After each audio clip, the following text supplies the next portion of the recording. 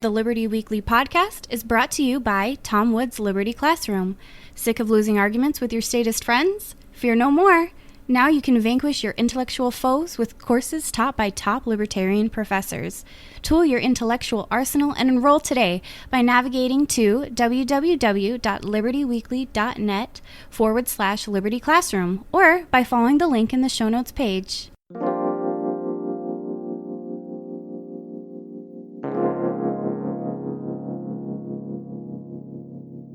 Greetings, everyone, and welcome to episode 32 of the Liberty Weekly podcast. This is your host speaking, Patrick McFarlane. This episode features a very special interview with Mance Rayder. Please find the show notes page by navigating to libertyweekly.net/32. Cleverly gleaning his screen name from the popular Game of Thrones character, Mance Rayder is the host of the Free Man Beyond the Wall podcast. He is also the man behind the newly popular Twitter account, MN Rothbard, where he specializes in slapping down statist delusions with punchy and insightful memes. His show may be found at freemanbeyondthewall.com.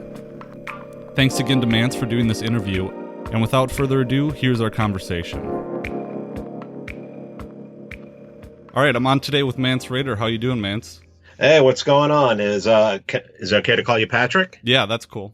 Cool. Yeah, doing well. Day off from work and just hanging out at home.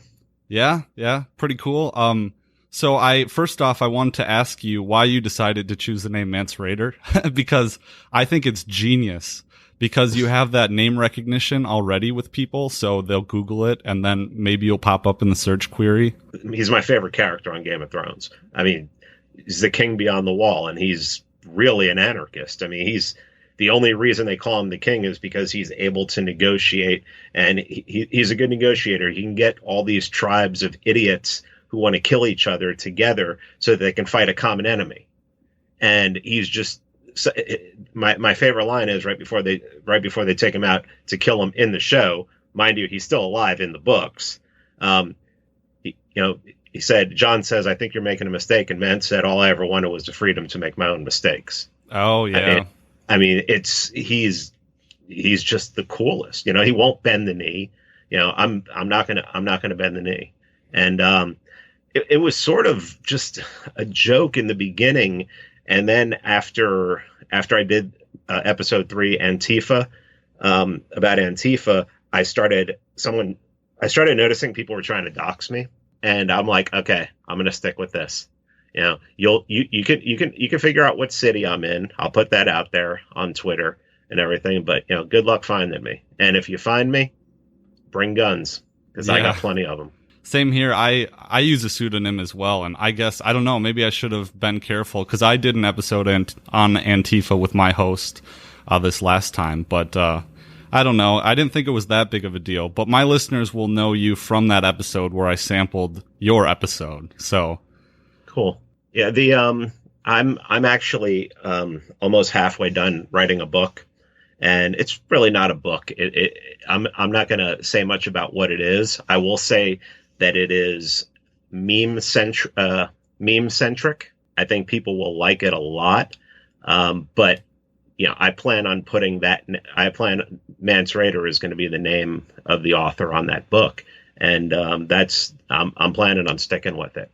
I take a little inspiration from Michael Malice. I mean, Michael Malice is a Jew born in the Ukraine. I don't think his name is Michael Malice, and he'll let you know right away that's not his real name. So, yeah. I mean, it's just me and my wife. I don't have any kids, but believe it or not, I'm sort of a private guy. I don't mind I don't mind getting on a microphone and talking to people. I won't mind at all, someday doing video of myself, showing what I look like. But I'm going to try and keep the government name, the identity, a secret as long as possible. Yeah, same here. It depends on, what my career kind of turns into, because I'm in my final year of law school right now, and there's a lot of moving pieces. So for now, I'm Patrick McFarlane. And what's I don't recognize that. Oh, I just made it up. I think. Okay. The Patrick is for Patrick Henry. I was thinking more American Psycho, but oh yeah, Patrick Bateman. Well, yeah. Well, there's a happy coincidence there, but McFarlane is the name of my mother's side of the family is Scottish, and their clan name is McFarlane, so I chose that. But I thought you might have McFarlane might have been comic books or the McFarlane comics and the McFarlane figurines and stuff like that. But I'm a geek, so that's where my mind went. Yeah, I miss the comics. I didn't grow up with comics. I'm kind of a horror film guy. Like, I guess if I did comics, it would be like Tales from the Crypt kind of stuff. I have the Crypt Keeper tattooed on my arm, so that's gonna be great in the courtroom. Yeah. Don't wear short sleeves. I'll be a rebel. I'm a rebel attorney, I suppose. But so I wanted to talk a little bit about your Twitter account. How long have you had it? Because you have about 13,000 followers. I've had my Twitter. That Twitter account is actually from, I think I started in 2010 or 2011 when I was still active when I was still going to Libertarian Party meetings. And one of the guys, I was doing some articles on a Georgia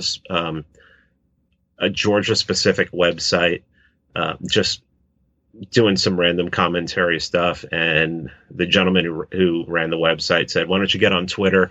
And I went on there I was on there maybe a week, and I got bored with it. And I came back to it probably a year and a half ago, just to follow a couple musicians.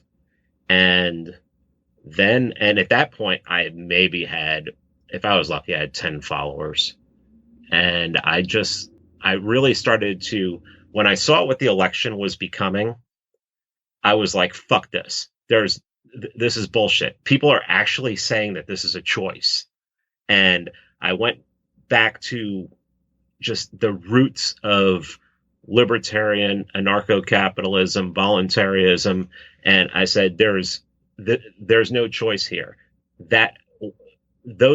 What you have to choose from, to me, is violence. I mean, I just looked at that. I looked at that election as, here, choose your executioner. And I was like, screw this. I'm working 55 hours a week. What can I do to possibly help? What can I do to possibly get a message out there? And I saw how I had always loved memes. I had always shared them on my Facebook account, maybe a couple here and there on Twitter. And then I just said, screw it. And I started making a couple of my own. And then, I just started searching out other sources and people who were making memes. And I was like, screw it. People love memes. They're very short little, it's like a short sermon. And I said, I'm just going to share as many as I can and try to make a difference that way. And I started doing that. And I can remember when I was like, I need to get to like 400 followers. And by sharing memes, I picked up a bunch of followers. I got up to like 2,000, and then I went to 3,000. And really very recently, I would say in the last 2 months, it wasn't even a meme. It was a picture of a professor writing on a chalkboard saying that these were moderate websites. And like, I think one of them was Slate or something like that. And I just put a comment over the top of it that said, send your kids to college for a top-notch education. And literally, I got 8,000 followers off of that meme. Holy crap. Yeah, I mean, I was just like, it was like boom, boom, boom. I had check marks started following me, and I was like, whoa, what? I got like 6,000 followers in the span of 5 days, and then and from there, I guess when you gain a bunch of followers, people, if they happen upon some of your people who've retweeted you, if they look and see that they like what the tweet is, they like the meme, they like whatever I had to say, and if they see that you have a certain amount of followers, they're more apt to follow you if you have a lot of followers. And I do that. I'll see somebody and I'll like their quote and everything, and I'll look at their profile and I'll be like, oh wow, this person has has a ton of followers, so he must have, he or she must have something great to say, so I'll follow him. And I mean, that's basically how it's grown. I mean, it was just mind boggling that one, and then I had another one that was like right on top of it that I noticed got me like 2,000 or 3,000 more followers. So it was like all in a short time span. It was very, very odd. So yeah, that's basically my story of Twitter. And then of course, a few months ago, I had wanted to do something else beside the memes. So I started a website where I was going to do summarizations of podcasts. And I just realized that a lot of podcasts were just too long and there was a lot of meandering going on. And I said, screw it, I'm going to start a podcast and I'm going to keep my podcast under 15 minutes. And I've been able to do that so far, except with interviews. Now, when I got to interview Scott Horton, there was no way I was going to cut him off at 15, 20 minutes, and he went 55 minutes. So, but as far as me just talking, I think you'll notice, especially since I started doing these meme of the day podcasts where I'll pick a meme, I'll comment on the meme. Some of them have been as short as 3 minutes. Some of them have been as long as 6 minutes. But those, I noticed when I put those up, probably because they're a lot shorter, I get a lot more views. I have a way that I can look at each podcast and see who's viewing it, what country, what state of the union, actually, what state in the United States is doing it. And I notice that those, because they're short, they're to the point, and I'm not getting off on any rabbit trails. And so I decided to do the podcast, and that's really what I want to concentrate on. Is I want the podcast, to me, is more important than the Twitter account as far as the memes, but the Twitter account I know is what's going to be able to drive people to the podcast. Yeah, I've had the same experience, and I really like your short, punchy style. I think it makes a lot of sense. What I've been trying to do, I think, so just for your audience, my story in a nutshell is I started this site blogging last summer. And I was on and off, wasn't getting a whole lot of attention. And then my buddy and I my co-host Jerry, we were talking a bunch, together. He's the only other Ancap that I know in person. So we were talking all the time, and we were like, oh, well, why don't we just record it and make a podcast? Because we were, influenced by Tom Woods. It sounds like, you're a Tom Woods listener too. Who isn't? Right. Right. But yeah, I've had more success on Twitter. But you've become my go-to source for memes. That and Sal the Agorist, I think. And then there's one other person. But using memes is like social media marketing with the cheat codes on. I mean, I've really noticed that, just throwing some other shit up there. I can throw up a meme that I found somewhere and it gets shared 100 times. Yet if I saw a meme that inspired me to actually put a tweet out, which is just my own words, and I use my own words, it doesn't get nearly the amount of attention, which is fine with me. I mean, the ones that the tweets of just my own words without any memes that have gotten the most response and retweets and likes is when I'm responding to somebody else. And especially when I'm responding to somebody else snarkily, if I'm really snarky with somebody and, it's a good one, I can get like the Peter Beinart guy from CNN, and he's a professor, and he actually wanted, I don't know if you heard that, but he wanted to interview me and ask me why I didn't believe that his 9-year-old daughter was invoking the Holocaust.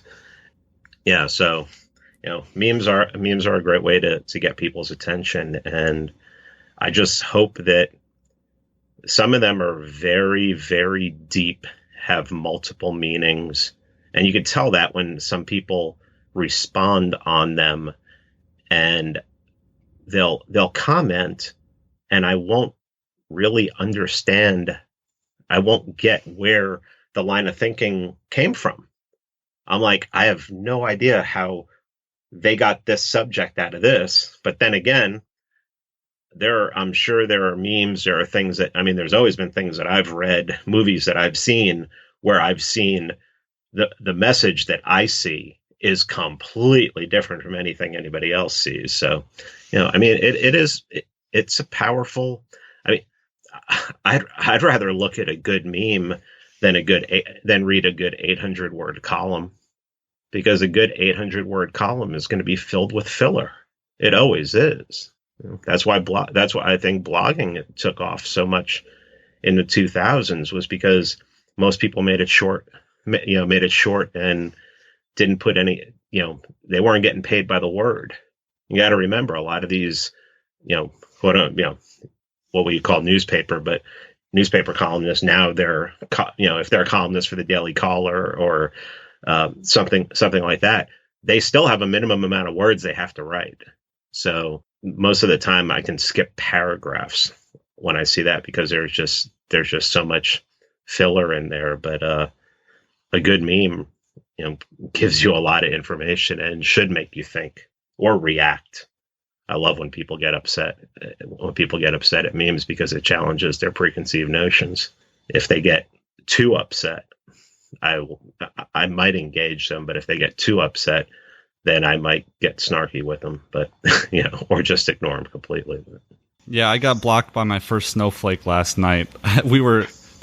It was a stupid situation, but he was saying something about how Republicans are the only party that like to kill poor people or something. And yeah, that's a talking point. That's not a comment. Yeah. So, and then I had a buddy that posted a picture of like dying kids in Yemen and was saying, yeah, sounds about right. So yeah. I chimed in, and then he blocked me right away. So I felt good, I guess. Oh, I'm proud to say I've been blocked by some of the better check marks out there. Yeah, that's awesome. Blocked by my first check mark. I was blocked by Kurt Eichenwald because after the whole squid porn thing came out, every post he made, every comment I made of every post that he made had something to do with squid. And then I started using like Spanish words for squid, and started using all these, to the point where he just blocked me. Oh my God, that's amazing. Yeah. I mean, one of them, I was like, yeah, I threw the word pulpo in there, which is Pulpo, which is squid in Spanish. And it was just like, all right, I'm done with you, kid. And he just blocked me. That's great. Yeah, kind of low-hanging fruit there for Kurt Eichenwald. Oh, man. It's an odd situation. I saw last night that Netflix has a new series out called Big Mouth. And apparently, have you heard of this? No. Well, apparently it has to do with, it's an animated television show that has to do with like adolescence, and it features a talking vagina and like teenagers looking at their private parts in mirrors and stuff. And you can't make this shit up. Apparently it's premiering on Netflix pretty soon. Well, I mean, the first thing I would say about that is, as somebody who's had Netflix, if you're a parent and you don't want your kids to look at that, you can always lock them out of it. Oh yeah, that's true. I don't want to say, I'm not one of those people. I mean, I look at that and I think it's just absolutely ridiculous. And I think that even though, I believe that as long as you're not hurting anybody or their property, you should be, people should be able to do what they want. That doesn't mean you can't call them an idiot. And I mean, it's complete idiot. It sounds like complete idiocy to me. Hey, who knows?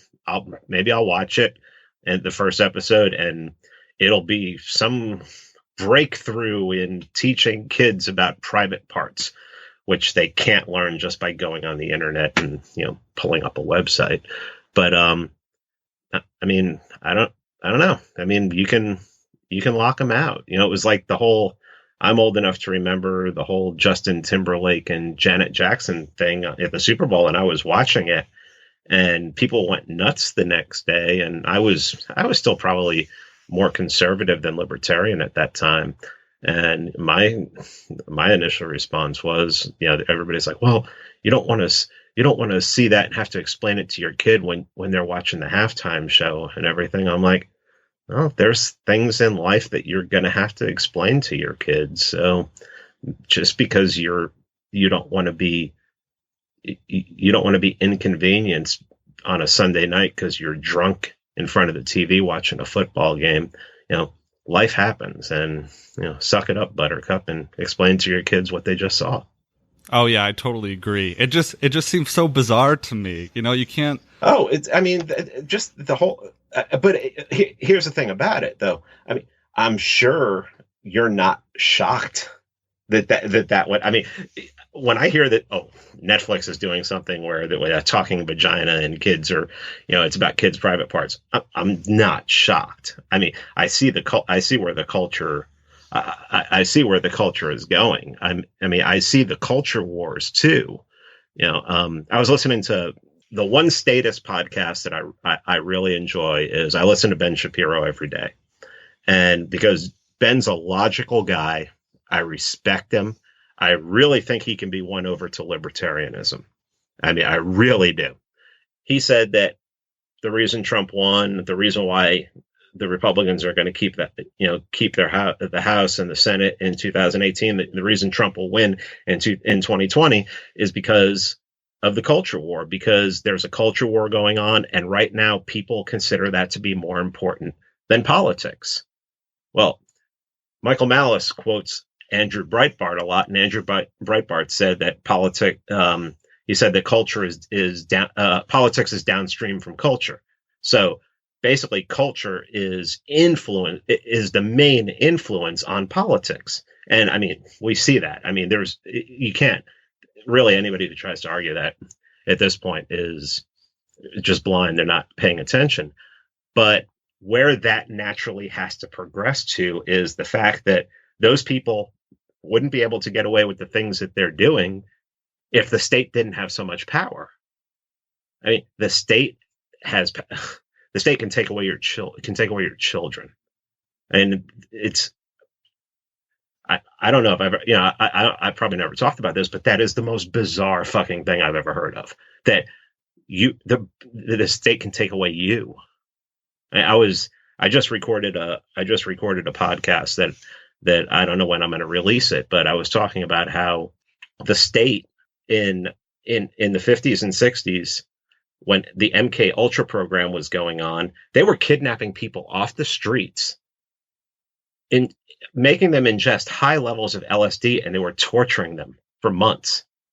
They'd put them in a room until they tortured them, and basically some came out completely insane, had to go into asylum, some killed themselves, and they just got away with this. And my comment in this is, if you don't think that's going on right now, you're nuts, because they can do whatever they want, and they do it in secret. But it's state power. The culture war would not be as important as it is at this point if the state didn't have the power to give legitimacy to every loud movement, the loudest movement that comes along. And right now it is liberal progressivism, and now the press is trying to give credence to trying to give as much power as they can to commies running around in the street, self-proclaimed commies who want to shoot liberals. So, I mean, yeah, there's a culture war going on. Yeah, everybody thinks it's important and people are voting on it, but it wouldn't be important if there wasn't a state power to give it all this legitimacy. Oh yeah, I totally agree. And I'm glad actually that you brought up the whole politics being downstream of culture, because I was literally going to bring that same point up. My buddy Dan, who does the Actual Anarchy podcast, and I got to give him a plug because we're bros hand in hand a little bit. But we had this conversation the other day. Yeah, I wanted to make a comment too on the MK Ultra and stuff, because I've been known to dabble in conspiracy a little bit, grounded in fact. And I think that people have such a short memory, and we can point to these things that are, not really disputed, that happened in the recent past. And it's all part of that divide and conquer narrative. It's just so right. But I wanted to ask you, what do you think that libertarians should be focused on having a say in the so-called culture war, or what is our role in regards to that? I think our role should be to criticize it, give stellar criticism. I mean, destroy their arguments with logic and with logic, morality, and reason, while at the same time you have to be able to let people know the horror of the state, that that you don't have these cultural changes, these massive swings to the left without it being propped up by the state. But yeah, it's everybody's job. I mean, you don't have to be a libertarian. There are quote unquote conservatives out there who are who are trying to fight against this, and some of them are borderline libertarians. I mean, that's why for a while I try to concentrate on most of my memes on anti-state, on things to just wreck and destroy any credibility that they have.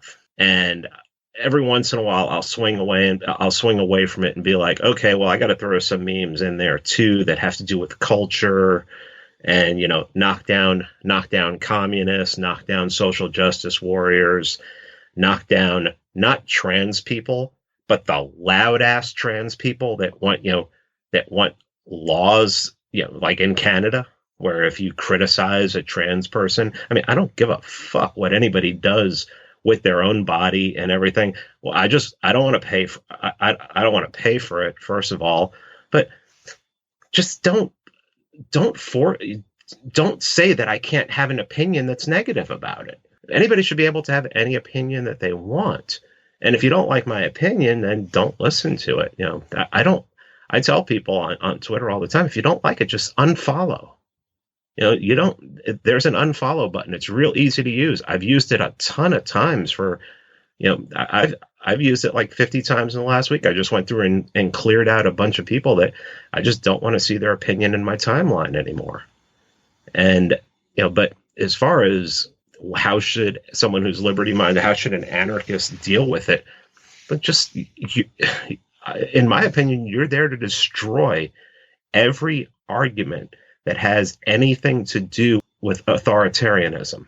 And the culture wars is pure authoritarianism, and the state either propping up the culture wars or doing what the state does is pure authoritarianism. And they both have to be slammed and destroyed. I mean, you have to destroy in people's minds exactly you have to break down their preconceived notions. I mean, you just have to chip away. And that's, I think that's our job. Yeah, that's a good take on it, I think. Like, you mentioned what's going on in Canada. I think in England as well, and maybe in Australia, just people going to jail for making statements on social media. It's so alarming, Sweden's the worst. Sweden, you will be, if you make a comment on Twitter, people have been jailed for comments on Twitter and on Facebook where they've, just made random comments about, the Muslim guy who, ran over people with a truck a couple months ago. I don't know what kind of, I would be very interested in, not sounding conspiratorial, well, maybe a little, but I would really be interested in trying to understand the social experiment that's going on there. I mean, Germany too. I mean, I was born in Germany. To understand exactly what's going on there, I don't get it. I would love to go to Germany right now, and I would love for me and my wife to go on vacation to Germany right now. But there's no fucking way I'm going to go. We want to go to Paris. There's no fucking way we're going to go. We chose Iceland. We're going to Iceland in November because when they integrate people into their society, they do an amazing job, just as, we do for the most, we do here for the most part. And, it just seems like a safe place. And I mean, I'm the mainland of Europe. I mean, Britain's out. I'm not going to friggin' London. I mean, I would go to Scotland. I would go to Ireland, but, I just decided that, this trip coincides with my birthday. and I wanted to go to Iceland and see the Northern Lights. So I'd never seen them before. So Have you been to Iceland before? No. So this will be an interesting trip. But I've talked to a lot of people recently who've been there. I have a Facebook friend who lives there, that I've been a Facebook friend with for a few years now, and we've gone back and forth. And it should be a great time, and it should be a peaceful time. That's what's most important. Oh yeah, you're gonna fucking love it. I've been there twice. Really? So in undergrad, I did a language intensive summer program where we learned Icelandic all summer, and that's a really weird and fucked up language. I mean, it's old. Oh yeah, it's crazy.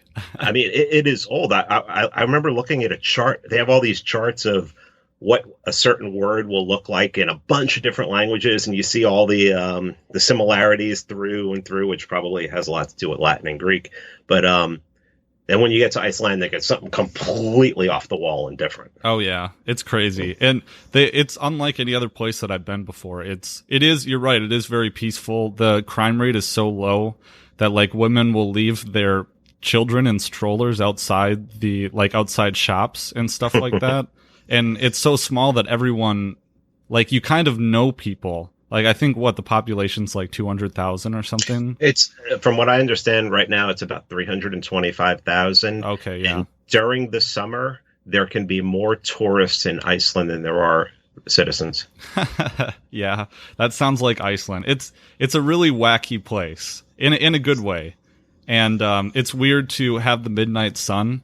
And I remember we were in downtown Reykjavik, and you're walking around, and it's like 4 a.m, and it's sunny out like the afternoon, and people are just yo-ho-hoing, like the kids in town, and there's bottles smashing and stuff, and just people having a real good time. And then they go to bed at like 4:30, and then the cleanup crews come out and sweep everything up for people to go to work in like 10 minutes. It's wow. Crazy. No, it's gonna be a good time. Like I said, I wish we could have been Germany or France or something like that. But there's some kind of weird social experiment going on there that I don't really want anything to do with. And will it ever be the same again? After this, who the hell knows, man? Yeah, who the hell knows? There's way too much state power. They exert way too much influence. I thought that Trump's little, whoever wrote that line about socialism for Trump at the United Nations yesterday, I'd like to take him out to dinner. You can, pick wherever you want and drink as much as you want. I got it.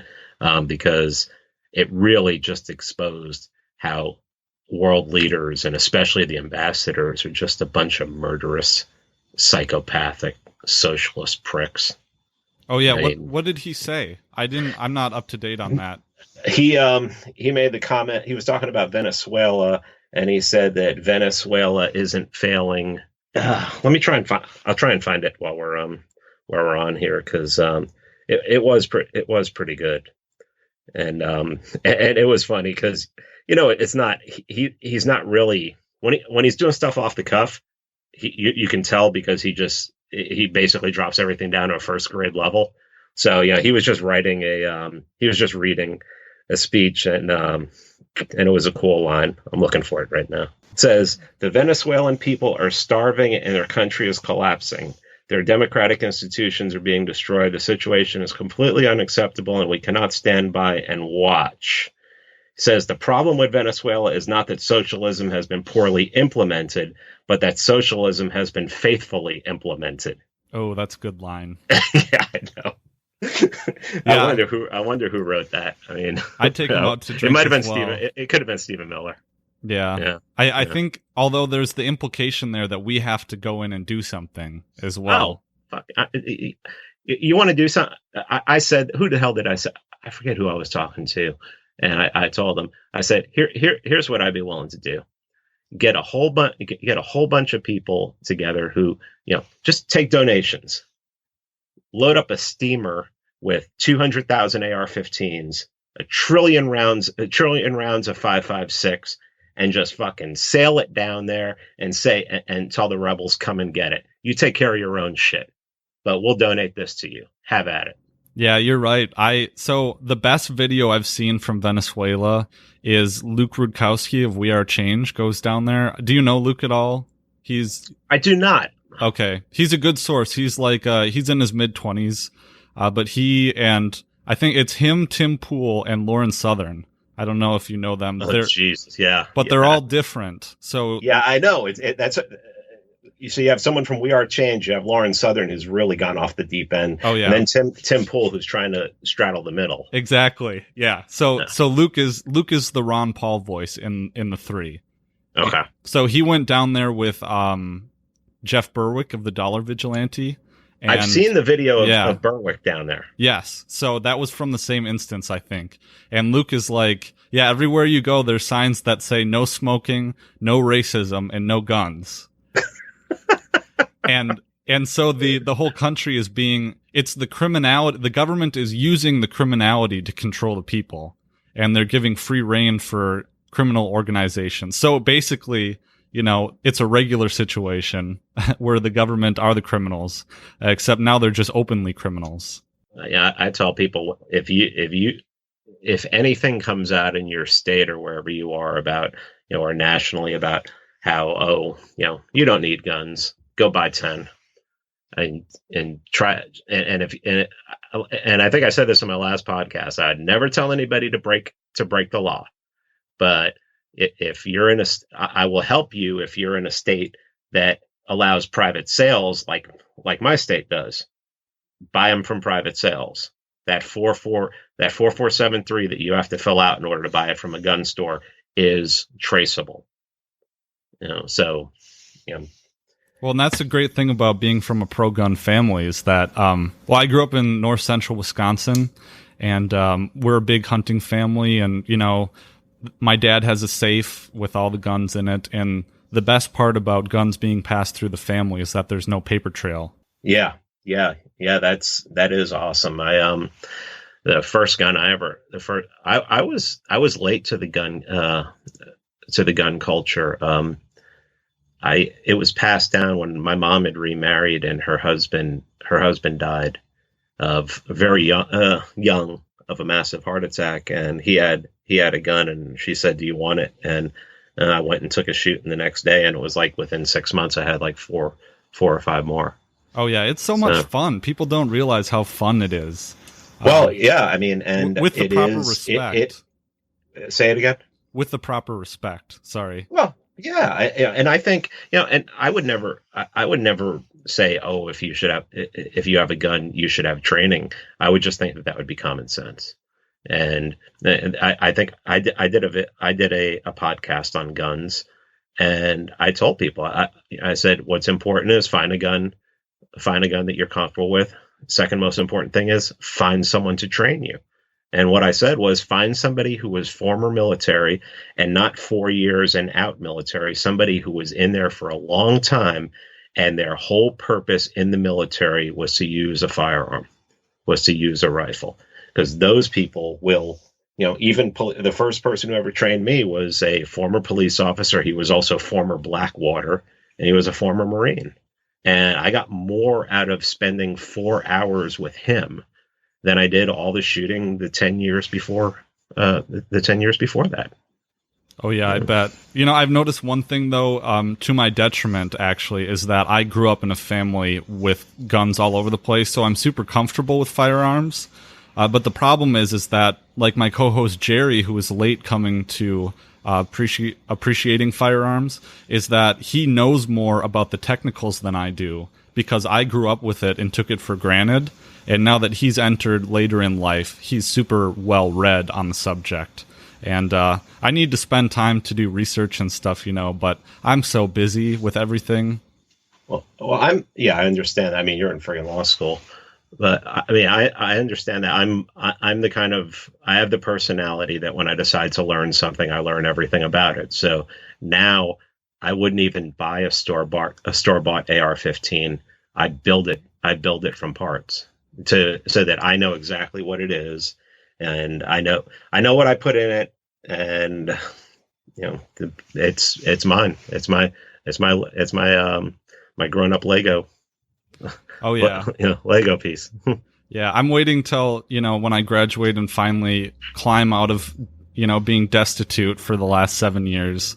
When I get my first job, I'm looking forward to my first build. It's going to be awesome. Yeah, I hopefully, I hate the fact that I would have to say anything about, God, I hope they repeal this law, or God, I hope they pass this law. But if someone could just get suppressors off of the National Firearms Act, it would be a great thing, because it wasn't until I got suppressors that I really enjoyed shooting, because it just takes so much noise. It takes so much of the noise away. It's so much more fun. I feel like I can shoot all day long without, just that crack, that high pressure crack of a 5.56 round that just takes it down to that of, a soft 9mm, and you just shoot for days. I hate the fact that I paid so much with it for them, and I had to pay a tax and wait 6 months in one case and 9 months in another, but I had to have it. Yeah, what else are you gonna do? Yeah. Do you do any reloading at all?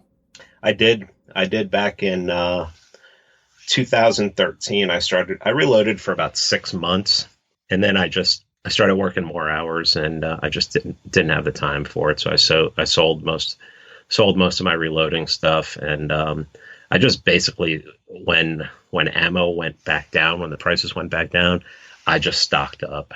And I say right now, unless I retired tomorrow and I shot every day, it'd be very hard for me to run out of ammo.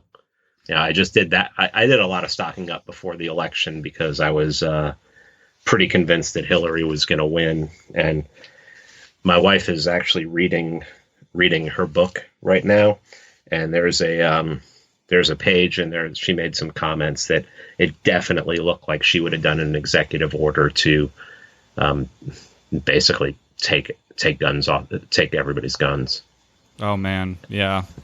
So I mean, that's really when people ask me, what's the greatest thing about Trump winning? I'm like, well, the fact that he hasn't decided to take away guns yet. I mean, the guy has proven, especially in the last month, that yes, he is still a Democrat. He basically however, from what I've seen since he's been in office, whatever he thinks will gain him favor or applause, he's going to do it. And I mean, look at what he's done. I mean, there's no way there's going to be a border wall, and they're not going to be deporting. They're not going to be deporting anybody.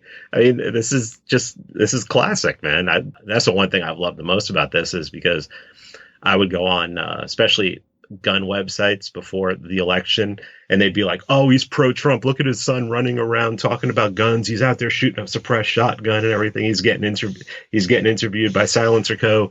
And he's, all these things that he says he's going to do, he's going to do." Well, I mean, with the exception of maybe Gorsuch, what has he done that he promised to do? I mean, it's just hilarious that people thought that they were bringing in an outsider was going to change things. And another quote from my latest podcast: "You thought you were going to vote the military-industrial complex out? When are you an idiot?" Yeah, no kidding. I remember last year, my constitutional criminal procedure professor was crying the day after Trump was elected, because yeah, I'd have been laughing my ass off. No joke. He was crying and talking about how his daughter's a lesbian and is afraid to go to school now because of this, as if the president being elected is going to change anything about your day to day in a high school. Or that's local elections and state elections do that. National elections very rarely change anything like that. Oh, but it's going to embolden racists that already exist and think that it's acceptable. Well, it has, hasn't it? I mean, come on. The fucking libertarian movement it's fucked up right now. That's true. You have all these fucking people. You have on one side, your Sarwalks, who, if you're not virtue signaling to the left, you're a fucking Nazi.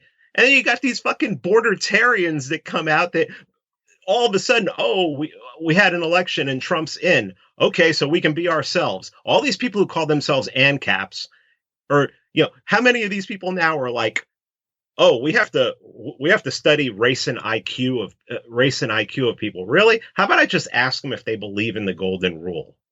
I can live next door to someone if they believe, okay, I'm not gonna mess with you. You don't mess with me. If you need help, ask. I don't give a fuck what color they are. But you have all these people who now all their fucking inner bullshit's coming out. But we got to talk about race and IQ. We got to keep we got to keep black. We got to keep is little black people. We got to keep black people in Africa. We got to keep Mexican people in Mexico. I mean, where did all these fuckers come from? People like Christopher Cantwell is just he saw an opportunity to steal a bunch of cash from a bunch of people, so he became a cartoon Nazi. Yeah, I talked about this when I interviewed Vin Armani. He's a cartoon Nazi. The problem is he went overboard.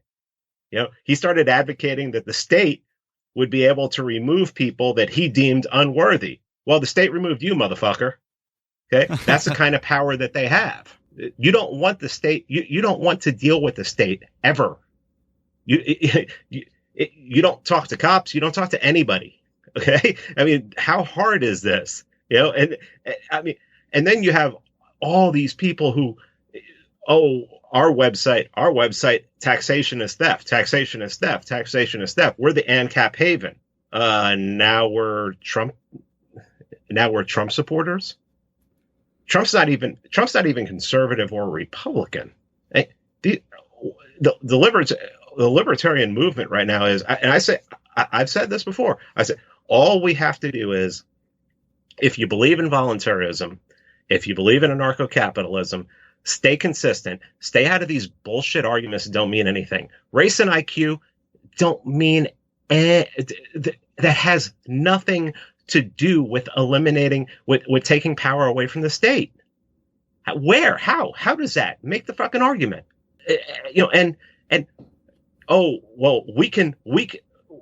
just going to have to get a little fascist first. And then, by doing the only way we're going to get fascists is we're going to have to give the government more power. And then after we get rid of all the undesirables, we're going to take that power back from the government. How fucking stupid are you? Yeah, I don't understand that.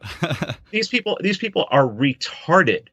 And I mean, one of the greatest minds out there and is Stefan Molyneux.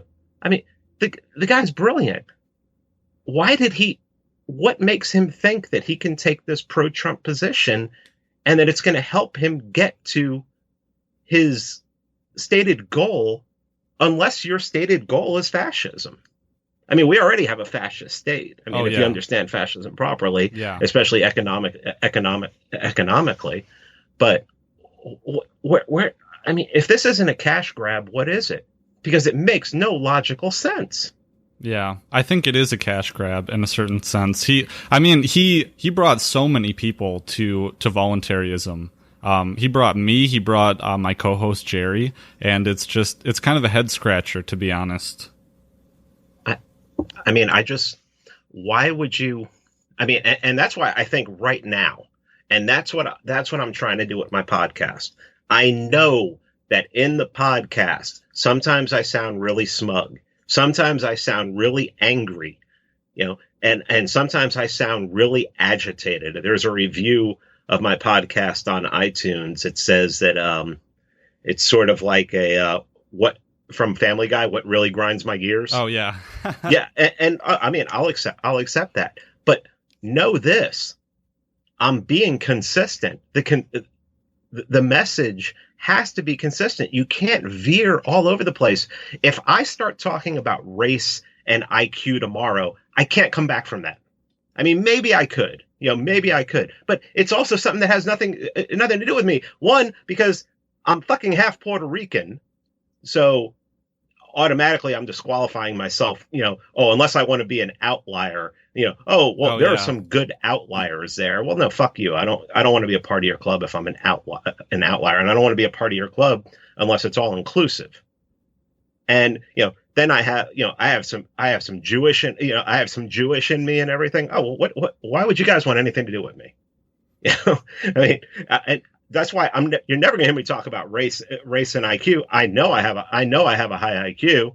But I'm not going to say what it is. I'm not going to hold it out. I'm not going to hold it out there as listen to me because I have this.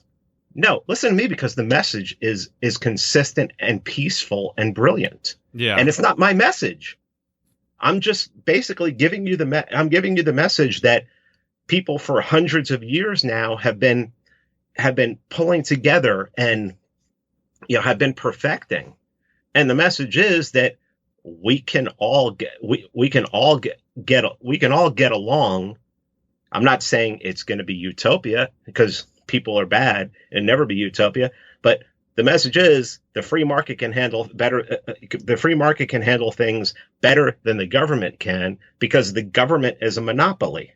There may be you could possibly in a free market system, something could develop into a monopoly, but there's always the chance that somebody can come along and challenge that monopoly. But race and IQ have nothing to do with it. And borders, I mean, you want to talk, I mean, the arguments that I've heard for I've been blocked by a bunch of people on Facebook because when they make these absurd arguments about how through taxation, they own part of the borders and the people who are coming over it are like interlopers. And I'm like, how the fuck do you own public property when public property, first of all, shouldn't exist? How can you even make that argument? It's not logical. And as soon as you call them out on the fact that it's not logical, they block you, or they call you a commie, or they call you a leftist, or they call you Antifa. Oh yeah, these are people you can't. I mean, you can't debate with. You can't debate with them because one, from what I've seen, they're pretty low IQ individuals because they basically go to ad hominem. Their first impulse is to go to ad hominems. Second of all, how am I supposed to debate somebody who I don't understand what they're talking? If I don't understand where they're coming from, if they don't have a cohesive argument, my argument for a stateless society and for free markets is very cohesive. Now you can, sure, I don't have the friggin' answer to how roads that are in existence, how will they? I mean, I have great suggestions on how roads in existence would stay. Have good upkeep, but I mean, I shouldn't have to be able to answer every frigging question about how a stateless society and a free market would work when I can point to the state running it and show you how it doesn't work and how nothing they do works at all, except for violence and theft. That's what they do perfectly. So if people want to make the argument that, we need to build this monster wall border, which is just another government program, which grows government, go right ahead. I'm going to blow holes in the stupidity of your argument because in the end, these people are saying that this border will somehow take us to an anarcho state. Well, that's not how this works. Yeah, it's just some kind of Keynesian big make work program, It is. Yeah. And the whole point is that no one individual knows everything, how everything should or could work. And that's why we don't leave it up to the government to decide. That's why we let the free market do its work. And yeah. I heard somebody this morning. I try to force myself to put on the news at least in the morning, just so I can see what the latest argument is, what the latest distraction is. And there was some liberal Democrat on there who was talking about healthcare and how he was making arguments that the free market needs to open it up. A liberal Democrat was, it needs to open it up anymore. But, cutting taxes on the rich, you can't cut taxes on somebody who's makes over $250,000. And then someone made the point that there are teachers and public workers in New York City that actually make more than that. So what are you going to do? Are you going to penalize them? And he's like, no. I'm talking more about the Kochs. Well, you know what? I would rather trust the Kochs to build a system of build a highway system in in this land, the United States, whatever the fuck you want to call it. I would rather trust them to do it if they're doing it with their money or they're taking donations to do it than the fucking people who are pointing a rifle at me and saying, I'm taking part of your labor in order to do this. Be happy. If you don't like it, you're going to get thrown in a cage and you're going to get raped. Oh, yeah. Well, going back to my comment about Trump's election emboldening people to be racist, it's just often, I think you're totally right about how it has emboldened, it's brought out it's really polarized even libertarians way down to it. And what I was trying to get at was they try and give personal responsibility to Trump or to this movement in that it inspires individual acts of hatred. And I'm like, no, it's on the individuals who commit the acts. You know what I mean? Sure. I mean, I've told people this over and over again. I said, you can't legislate what people are going to think. I mean, my grandmother on my mom's side and my grandfather, they were racist sons of bitches, from their parents were from the old country, and they looked down upon anybody who had any color, which was great because, hey, my mom married a Puerto Rican, so that worked out real well for them, didn't it? But here's the thing. They were superintendents of apartment buildings in New York. I know for a fact they never turned somebody away from the apartments because of color or race or anything like that, and they never hurt anybody. But if you look at, it's easy to say, look at Antifa and say, oh, they would consider my grandparents dangerous, even though they never hurt a soul, but they were these incredible racists that hate their whole lives. But even someone like Sarwalk would say I need to sign a petition, condemning my grandparents because of the way they think. Well, they were scumbags. I mean, for the way they think, but they never hurt anybody. So what are you going to? How do you legislate that? It's like these. It's like the Black Lives Matter movement saying that we need to. The problem is we need to get better police officers in there, and we need to get better prosecutors in there, and it'll be better. And it'll be better for Black people. Okay, I recognize that there's a problem, but the problem isn't that there's racists in there. The whole fucking system is fucked up. But how are you going to do that? Are you going to give them polygraphs? Are you racist? Is there some kind of new scan that, we're going to scan this new police officer to see if he hates Black people? What are you people thinking? It just doesn't make it. You're going to try and, thought crime like Minority Report? What the fuck's going on? I don't understand. I mean, as long as somebody's not hurting anybody, I don't care if they think I'm a dirty spick. They can call it to my face as long as they don't hurt me. I just don't care. I look at them as ignorant pieces of trash, and if you make a move on me, I'll take care of it. Yeah, and I've heard the Black Lives Matter crowd say that they want community, like police officers, to police the community that they're from, if that makes sense. Well, that doesn't work because I don't. I remember when I'm old enough to remember when cops first started, and before cops came on TV, there was actually a show that was shot in New York City locally, and it was following cops around. It was a precursor to cops, and basically, I don't know if the same people did it or cops stole it or whatever, but I remember they were going through Harlem, and the one who was driving the squad car, the one who was driving the police car, was Black, and he looked right into the camera and he said, working in this neighborhood, it's hard not to become racist against Black people. Damn. And I'm like, and I was like 17, 18 at the time. And I'm like, oh crap, at that time I wasn't liberal, but I was your typical 17 or 18-year-old who was just like, look, I just want to be left alone and smoke weed and drink a little bit. And this is really heavy for me to handle. This is a lot for me to deal with right now, but I've never forgotten that. And I think it's endemic to policing. I don't think it's endemic to people. It's endemic to the state.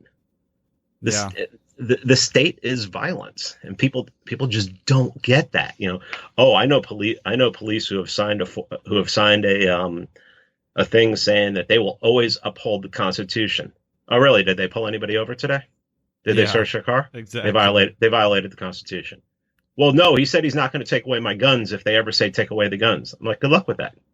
If it comes down to him and some piece of paper he signed and losing his job and losing his house and his kids can't go to private school anymore and his wife is going to leave him, guess what they're going to choose? And even if they choose to do the right thing, there's an old saying, if you won't do the job, I'll fucking find someone who can do it. I'll find someone who's willing to do it. It's endemic to the system. It has nothing, it has something to do with people, but it's the system. It's always the system. Oh, yeah. And other things that I've heard them say, like other law students in my class will say, minority law students too, will say that they want more police involvement in the community, whereas like police playing baseball with little kids is going to help and not add to the police state itself. I don't want fucking police officers playing with my children. Yeah, there's... If you're at all on Facebook, there's I believe it's a police officer up in North Carolina. His name is Tommy Norman, and he does a lot of videos on YouTube. And he's someone who's he's a white police officer. I think he's married to a black chick, and he patrols a mostly black neighborhood. And he basically goes out there and plays basketball with them. He's very interactive with the neighborhood. There's hardly any crime in the neighborhood, and I say it's because of, the interaction that he chooses. They have a great deal of respect for him and everything. And that's all well and good, but I don't know that that's the answer. I don't know it's going to work in every neighborhood. It's not going to work in the south side of Chicago. No, definitely not. Just because, one cop can go into a predominantly black neighborhood, make friends with everybody, and the crime goes down, doesn't mean, well, maybe there's not a drug trade there. But if you go into the south side of Chicago, it's a fucking war zone, and everybody knows this. But, who would? Could you imagine being a cop there? No. I'd just be like, Des, you could put me on 911 or something like that. I know I'll be busy there. It's absolutely, it's the system.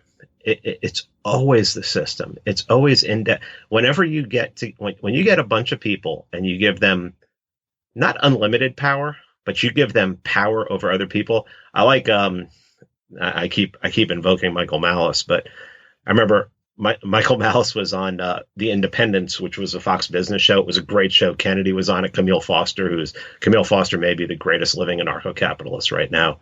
I'm sorry if you don't know who Camille is. Go listen to him. The guy's friggin' phenomenal. And he could talk about anything. He can talk about the system. He could tear apart the system. He can make arguments for what would work in the system and everything. But on this show, and I think Matt, what's his name from Reason, was the other co-host of the show. And Malice made the point on a show that upset everybody because he said that cops were dolts. He said you should never be, if a dog can do your job, how proud should you be? And he said, and another thing that he said on that show, which I've taken with me, and I've taken to quoting it, and I try to give him credit for it, is he said, I think he said this on Dave Smith too. He said, what kind of person wants a job where you rifle through other people's belongings and raise your voice to adults? What kind of person are you? Yeah. And then you get and then you get thrown into that system. There's a reason why I know some police here, and they all say that the best new cops came out of infantry in the military. Well, that's fucking scary, isn't it? Oh yeah. Damn. This is depressing. Shit. I can depress you. Oh yeah. I can depress you. I sit around and I think all I do is put together the horror scenarios, and the problem is they're not horror scenarios. They happen every single day. Oh yeah. I do enough depressing myself too. I mean, it's hard to be, my little light is the podcast and interacting with, people, like-minded individuals. But I always thought, wouldn't the Blue Lives Matter crowd want to end the war on drugs? Because then they wouldn't be asking their police officers to go into dangerous situations. Well, man, that's a great question. I made a tweet the other day that I think a lot of people ignored. It was just a comment. And I said that police, they want us to mourn when one of theirs, dies. And if you volunteer for a violent job, if you volunteer to be a soldier in the middle of a war, the war on drugs, the war on crime, the war on poverty, you better expect casualties. I mean, anybody who's volunteered for the military in the last 16 years has to know. I mean, my cousin did. My cousin did this. My first cousin, my closest cousin growing up, he did this. He got to be 35 years old and his 3 master's degrees weren't doing shit for him. So he joined the military at 35. And guess what? There was no officer commissions available. So even though he had all these advanced degrees and everything, he's still a grunt. And he became a cook. And they sent him to Afghanistan. And he was going to be a cook in Afghanistan. What do you think happened the first day he got to Afghanistan? They handed him an M9 and an M9 and an M4 and said, go down and qualify because you're going out on patrol tomorrow. Well, if you, and all I have to say is, if you joined the military in the last 16 years and you think that there wasn't a chance that you're going to get shot at or you were going to have to shoot at other people, you're an idiot. And it's the same thing for becoming a cop. There has been a war going on for 40 years now. It's called the war on drugs. It has increased crime. It has increased death. It has increased murder. I mean, half the violent crime, half the people in prison. I heard this from Camille Foster yesterday. Half the people in prison right now who are in there for violent crimes, it has to do with the drug trade. I mean, think about that. You end the war on drugs, everything is legitimate. Now you have a free market. Look at all this crime that isn't there. But then again, prisons are a big business. So, but if you, that's why I don't understand how police don't get that. If you join the police force right now, you're walking into the middle of a war. Well, I always liken the police. I wrote a paper about this for Public Policy Journal, and I liken the police to standing armies in blue uniforms because. And then Bernard Bailyn wrote a history of the American Revolution that's very exalted, by intellectual types, mainstream, and he cited standing armies as being one of the main reasons why the colonists revolted against England. It just we have it right now, and it makes sense why, people are frustrated. Well, and you look at, I put up these memes all the time, is that the police are the modern day redcoats, and people and people who haven't switched out of that authoritarian mode, they see it and it makes their head explode, and it makes them violent, and they don't realize that the police are out there enforcing random laws that are made by politicians, and they're initiating scenarios that can become violent. A traffic stop can become violent. I mean, a normal traffic stop, pulling someone over. How people don't see that the police are not, well, first of all, the Supreme Court says the police aren't there to protect us, Warren versus District of Columbia. Second of all, just look, open your eyes, look. They're not, I mean, if a cop pulls up behind you, if you're driving and a cop pulls up behind you and hits their lights, or I don't know, I get nervous. I don't think wow, they're there to protect me. I feel so protected right now. And what could it be? A faulty light bulb on a vehicle that the state actually owns. I don't own, but I have to pay taxes on it and I have to keep the upkeep on it, but they can take it away from me whenever they want. I think our job, another one of our jobs, is to open people's eyes to stuff like this. And I really think that if we can open people's eyes to that the police are not there to protect us and the police are actually a detriment to our freedom, that change can start to be made. Yeah, there's a reason they're called law enforcement, because that, like, I like to use that term because they are there to enforce the law. They're not there to protect you. And I had to make a comment about Warren v. District of Columbia too, because in the sphere of the state, it makes sense that we don't have a duty to protect any individual on the police, because the state would be so swamped with litigation because they're so shitty at protecting people that if we required that, it just wouldn't make any sense. Hold on. I lost you for a second. Oh. The last thing I heard was the state would be so swamped with litigation. Yeah, because they're so shitty at doing their jobs of protecting people. One thing that you learn in torts is that if you're a random person, you don't have a duty to protect anyone. So if you're walking down the street as a citizen and you see a child drowning in a pool with no one to help, in our American system, we won't impose liability on you for not stopping to help. You're just a shitty person, you know? And in the sphere of the state, it's impossible for them to have a duty to protect any individual because, like I said, they get sued all the time. And, whereas if we had a private police force, we could impose that duty because they enter into a specific contract to protect with someone. Yeah. Have you had a chance to interview Rayford Davis yet? No. See, I've just been starting my interviews. Like I've been too nervous to start, but I really want to get into that. Get in touch with Rayford. I don't know if you've listened to the podcast. I've had him on 2 podcasts, and he's former police, and he said on the first time I interviewed him. The second time I interviewed him, it was more about it was the incident in Salt Lake City with the nurse. But the first time I interviewed with him, it was just a, hey, let's ask a police officer who is now a voluntarist and anarchist, what's going on. And, I brought up Warren versus District of Columbia, and he said, sure, as police, we knew about it. We thought it was horrible because we're there to protect. But if something went wrong, we weren't bashful about hiding behind it. Yeah, exactly. So yeah. I do got to get in touch with him as well. But a great guy. I mean, he's just a great guy. I mean, I can't say enough about him. He so soft spoken, so just he understands that what he did was pretty damn evil, and he's trying to do everything he can to get people to understand that. Yeah.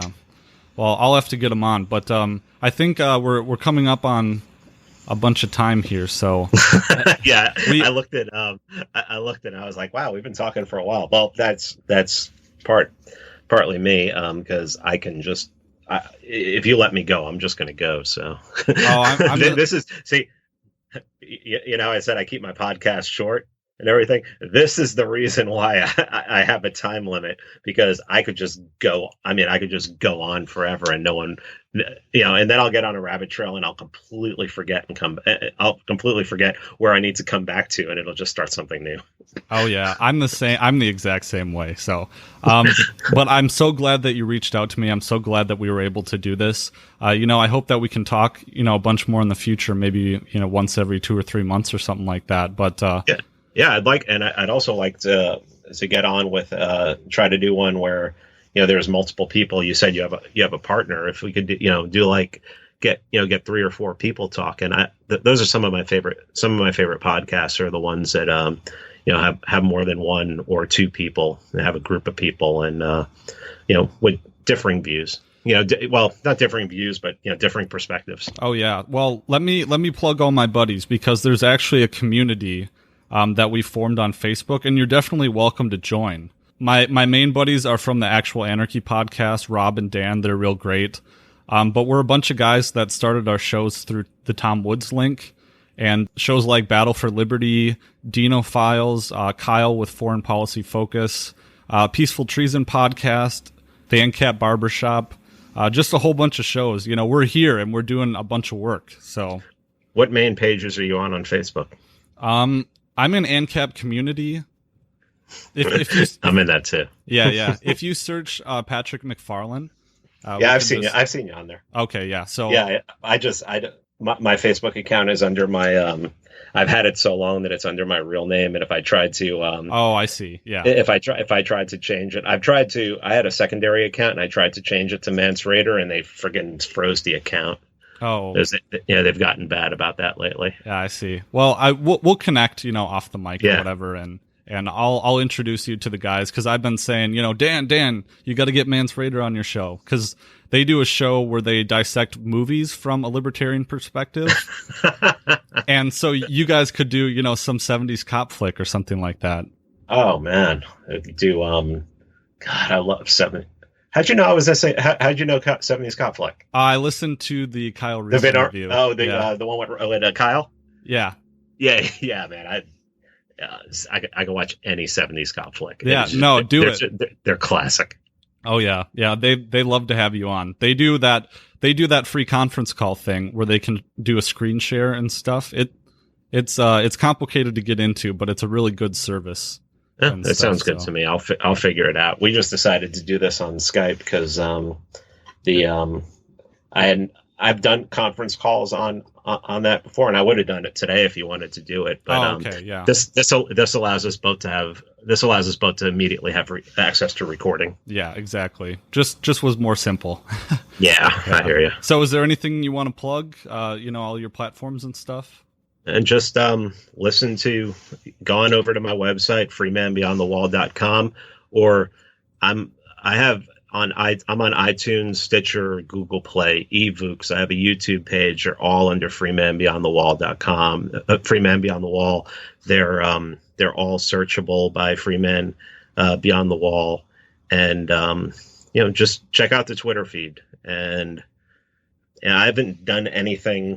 I thought about starting up a Facebook page, but like a Facebook group or something like that, and maybe in the future I will.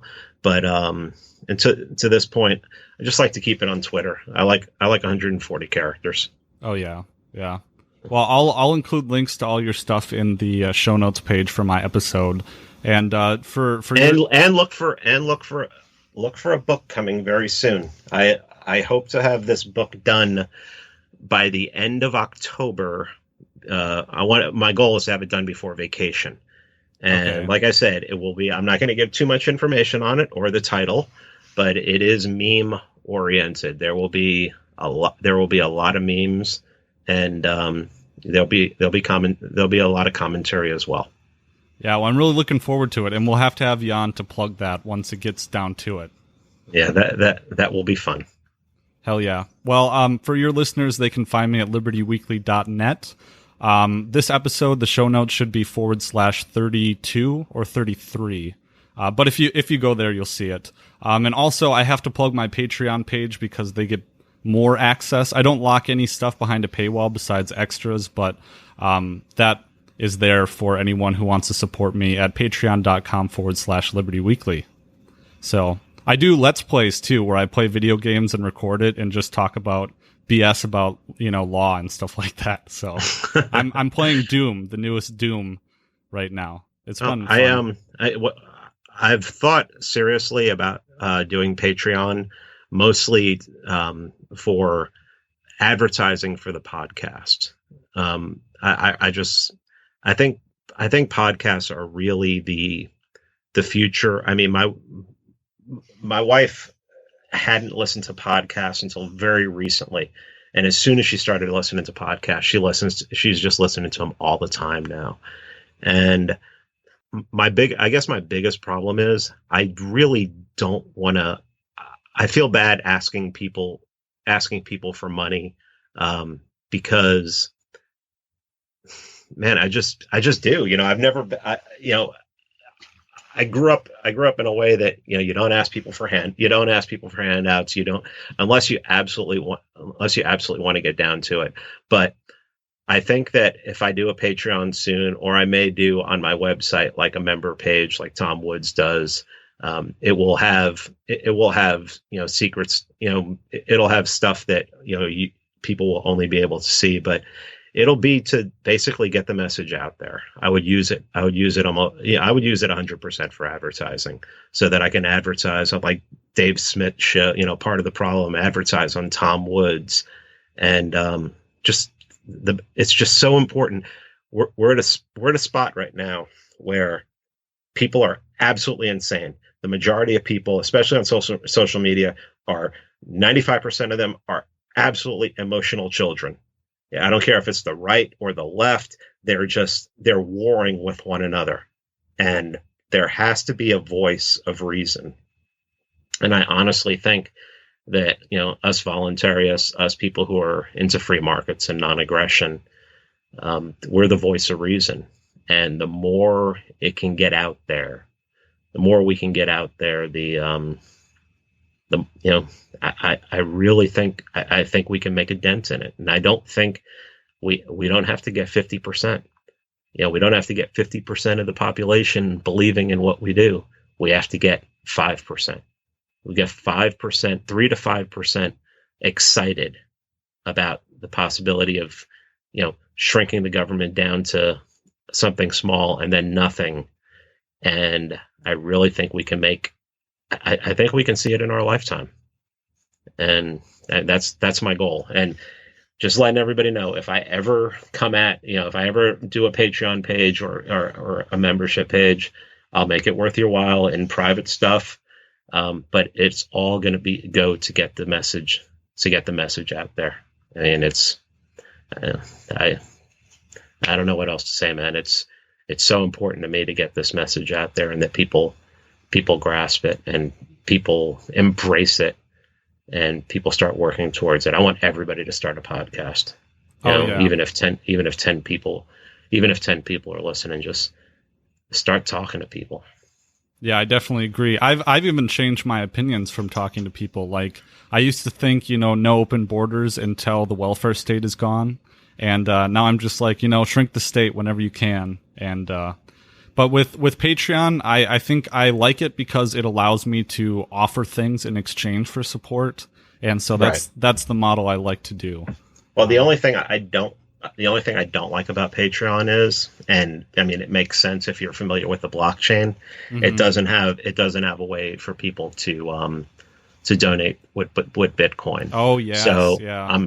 I'm trying, my whole idea of a private page is to, possibly talk to some coder friends of mine that, just something where people would be able to do something with Bitcoin on a monthly basis. And I know you can't debit Bitcoin because of the nature of the blockchain, but, be able to send out a reminder that, hey, it's, 31 days is up. Can you hit me up with some more support? Because I think people are, I'm more, if people want Bitcoin, if people want donations, I'd rather do Bitcoin, from my private wallet, so that, no one knows about it. Yeah, I agree. I have my wallets as well. So I've been dabbling in cryptos for about a week or two. But I finally took the jump because I've been sitting on the sidelines for a while with the learning curve being in the way. But so I'm all privy to that as well. Maybe I'll post my address or your address or whatever in the show notes page. But yeah, well, it's been a real pleasure, Mance. I'm glad you reached out to me and kept on me about doing this interview, because if it's a big deal sometimes, and you can always, it's easy to push off into the future unless you have that force, I understand. Yeah. Well, I appreciate it, Patrick. I appreciate you giving me this time to rant, which is basically, I see that's my purpose now, is to rant. Well, do what you know how to do. do what comes naturally. Exactly, man. Well, I got one last plug for my buddies at actualanarchy.com. I didn't mention the URL, but I'm going to throw that out there. I promised them I would, so. Sounds good, man. All right. Thanks a bunch. Take care. All right. Thanks, man.